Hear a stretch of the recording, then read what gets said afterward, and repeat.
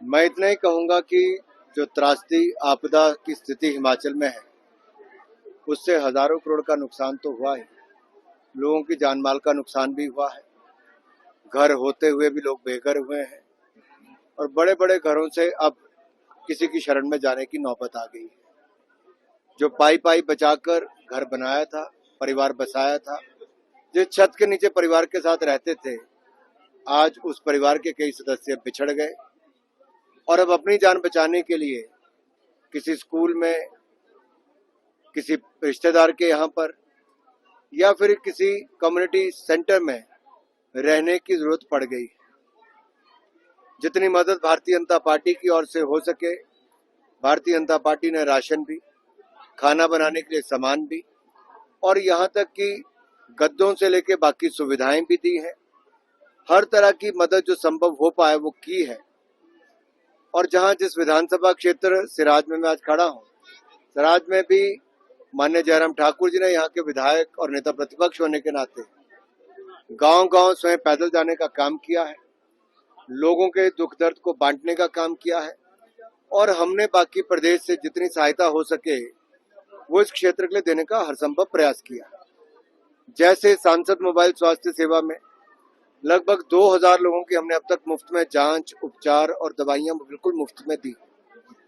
2000 से ज्यादा sanitary pad महिलाओं को अलग अलग बांटने का काम भी किया। अब लगभग 800 से 1000 तरपाल भी, ताकि घरों को बचाया जा सके, वो भी दे रहे हैं। 1000 स्कूल के बैग, जिसमें 2000 पेंसिल, पेन, फिर 5000 बिस्किट के पैकेट, 5000 प्रोटीन पैकेट और कॉपीज, ऐसा सब उसमें सामान दिया है। इसके अलावा भी किसी और सामान की जरूरत होगी तो हमने कहा है सांसद निधि हो, विधायक निधि हो, इन सब से भी हम अपनी ओर से मदद करेंगे और आपदा वाले क्षेत्रों में जितनी जल्दी से जल्दी लोग अपने घरों में वापस जाके बच सके या जिनके घर टूट गए या असुरक्षित हो गए, उनको राज्य की सरकार की ओर से नई जमीन मिले, जिनके पास अपनी जमीन नहीं है, और उनको बनाने के लिए पैसे मिले, इसके लिए भी हम पूरी आवाज भी उठाएंगे, मदद भी कराएंगे। और केंद्र से जिनके बागवानों के बगीचे हों या खेत चले गए हों या फिर किसी का घर सड़कें टूटी हों, उनके लिए भी केंद्र सरकार के जिन जिन विभागों से मदद हो सकती है और जो एनडीआरएफ का पैसा मिल सकता है उसमें भी ज्यादा से ज्यादा मदद दिलाने का हर संभव प्रयास करेंगे। हम भी इस बात को उठाएंगे, जनता के हित में जो भी निर्णय करना होगा उसमें कोई कांग्रेस बीजेपी नहीं है, वहां पे हमारे लिए प्रदेश का हित पहले है, जनता का हित पहले है। देखिए, मेरा मानना है हिमाचल को विकास चाहिए और विकास में केंद्र सरकार का एक बहुत बड़ा सहयोग है। जो हजारों करोड़ रुपए की सड़कें केंद्र की सहयोग से बनी, वो हिमाचल अपने दम पे नहीं बना सकता, लेकिन बनाने में अगर कहीं कोताही बरती जा रही है तो मेरा एक चुने हुए प्रतिनिधि के नाते ये दायित्व भी है, कर्तव्य भी है कि मैं उनको उठाऊं।